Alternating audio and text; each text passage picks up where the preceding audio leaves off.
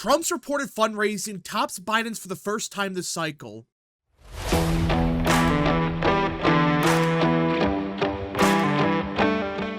What is up, people of the internet? It is me, Real American, back again with a new video, and today it is time to talk about the 2024 presidential election because Trump has been trailing Biden for fundraising this entire cycle. This isn't a surprise. This isn't breaking news, as everyone knows this. I mean, for crying out loud, we've been seeing article after article for months claiming Trump has no pathway to the presidency because he can't fundraise. Biden's breaking every record and all of that. Well, for the first time this cycle, Trump officially outraised Biden last month, and not just by, $1 million. He outraised Biden by a significant amount. Now, before we continue with today's video, I hope you enjoy these type of videos. If you do, smash the like button down below, subscribe, share with your friends, hit that little bell, follow the social media accounts in the description down below, and of course, join the channel today. Again, folks, all support is greatly appreciated, and yeah. Now let us get into it. Former President Donald Trump of the Republican Party outraised President Biden and Democrats last month for the first time this cycle, according to campaign officials, as Mr. Biden's pace of fundraising slowed significantly from March. Mr. Trump's advisors have said privately that his campaign, together with the Republican Party, raised $76 million in April. The Biden campaign said on Monday evening they had raised $51 million in April with the Democratic National Committee, which was just over half as much as they raised in March, and also a touch less than they raised in February.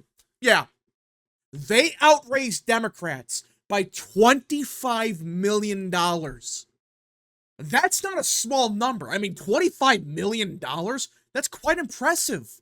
But in my opinion, the bigger disaster for Biden isn't that they just got outraised.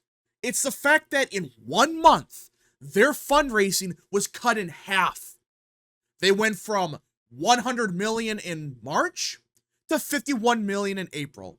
It makes you really wonder, that fundraising haul in March, was it a complete fluke because of that huge fundraiser they had in New York with Bill Clinton and Obama? Because if that's the case, Biden has a big problem, because that means he needs to rely on Obama, Bill Clinton, God knows who else, just to fundraise any kind of money. In filings with the Federal Election Commission on Monday, Mr. Biden's campaign committee reported taking in $24 million in April, compared with $44 million in March. Yeah, they went down by just under $22 million.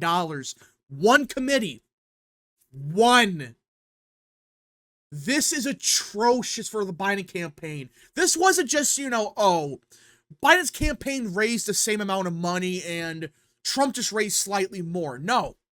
This was a combination of Trump raising more money, but at the same time, Biden's campaign fundraised half of what they raised back in March.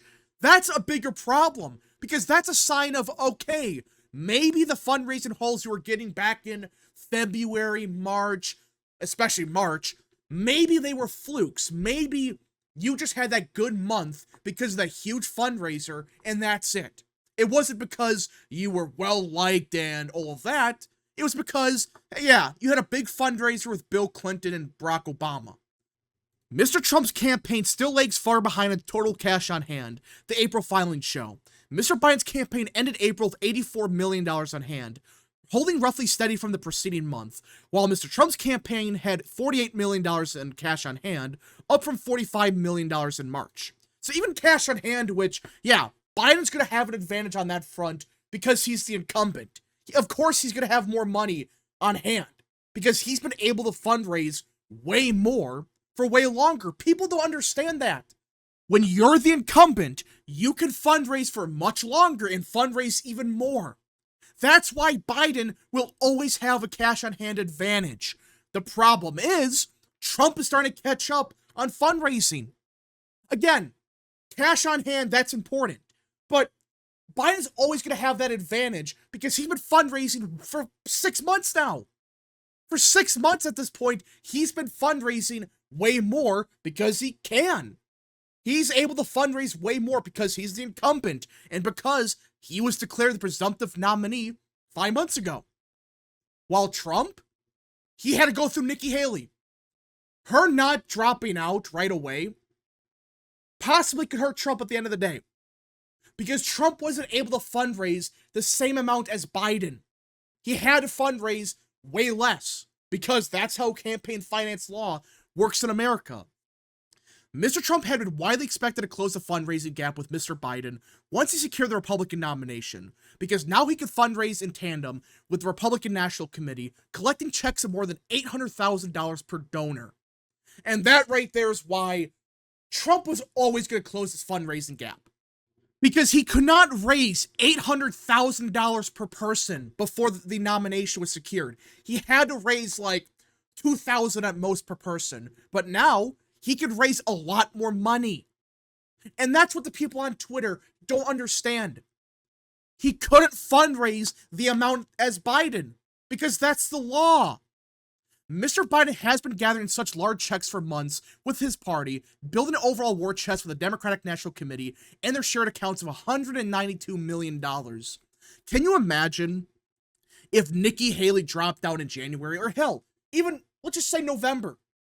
What if everyone dropped out last November and the Republican Party could have declared Trump the presumptive nominee then? This fundraising advantage Biden would have gotten would have never happened. It would have never happened had the Republican Party been smart and declared Trump their nominee. Because at that point, they would have been able to fundraise from the get-go. That's why Nikki Haley, Ron DeSantis, Chris Christie, all these bozos running hurt Trump. Not because they did anything worth a damn, but because they prevented him from actually fundraising. The Biden operation's cash on hand was flat month over month, as the campaign invested in a series of offices across the battlegrounds, as well as an early advertising blitz. And this was always the cope by Democrats that this was going to save the Biden campaign. Guess what? They have been spending tens of millions of dollars for months. And as of now, there's been no significant change in the polling. In fact, like this says, the New York Times had a survey of the battleground states, and Trump was winning in 5 of the 6. So you're going to tell me that despite for months Biden having this much larger fundraising advantage, spending way more money than Trump, despite all of that, the polling has yet to change. But magically, it's going to somehow change now, when Trump has even more money behind him? That is the definition of copium. If the polling hasn't changed because of the ad blitz, nothing's going to change the polling, at least when it comes to fundraising. In fact, you could argue if Trump begins to spend as much money as Biden has, we could see Trump going up in the polling, theoretically. But the fact Biden has outspent Trump by that much, and the polling hasn't changed in his favor, is not good news for Biden. How do you think it's going to magically change now that Trump is fundraising way more? Mr. Trump also continues to spend millions of dollars on legal bills. The filings show Save America, a committee that has been used to pay his legal bills, laid out $3.3 million in April for that purpose. They're making it sound like that's a lot of money. Considering the fact Trump outraised Biden by $25 million, that $3 million, that's a drop in the bucket. I don't get why people are making a big deal about the legal bills. Yes, you want to have that money, but if Trump is starting to outraise Biden by that much, having to spend $3 million on legal bills is nothing. It just really isn't. It's not going to change anything. Do you really think $3 million a month is going to change the race? I doubt it. Now, again, you want to have as much money as possible, but I don't think $3 million is going to change anything. Also, remember when every DeSimp, every Democrat was saying that Trump was going to spend half of his money on legal bills? Yeah, I do. Once again, these same people were wrong. He's not spending half of his money on legal bills. It's like 5%, maybe like 8%. I don't know the exact number. But it's not the amount they were claiming. They were claiming his campaign was going to be broke by May. Yeah, it's May right now. And as of now, Trump is outspending, or I should say outraising Biden by $25 million. The filings on Monday provide a partial view, since some of the committees do not file reports until July, and some of the details of how Mr. Trump's money has flowed between the various allied committees remain unclear. It is not clear how much Mr. Trump and the Republicans had on hand in total at the end of the month. Still, the filings and campaign statements reflect a busy fundraising month for Mr. Trump. In early April, his campaign and the party reportedly raised more than $50 million at a private dinner in Palm Beach, Florida. April was a slower month for Biden, in contrast to the March that was packed with marquee events, including a State of the Union address and a star-studded event at Radio City Music Hall with his Democratic predecessors. The campaign and the party reported raising $90 million in March. Again, his fundraising was cut in half. Now, I know some people are going to argue, well, you can apply the same logic to Trump with the $50 million fundraiser in Palm Beach. All right, you can apply the same logic, and I agree with it. But here's the problem. We are getting early reports from the RNC. Michael Whatley went on TV and said, every day they're raising like $1 million from the grassroots. $1 million a day, especially when Trump's in court. It's like even more. And that's just the RNC. So while I do think Trump's number might have been inflated a little bit because of that private dinner, when he raised $50 million, I just don't see how you see a 50% drop-off like the Biden campaign saw, especially when Michael Whatley admitted on TV that, yeah, the RNC is raising $1 million a day when Trump's in court. And that's just the RNC. Now, he might have included the other committees as well, but it sounds like that was just what the RNC itself was raising. So if that's the case, Trump's not going to have a 50% drop-off. And even if it's just a 20% drop-off or something like that, it would still be more than what the Biden campaign raised this month.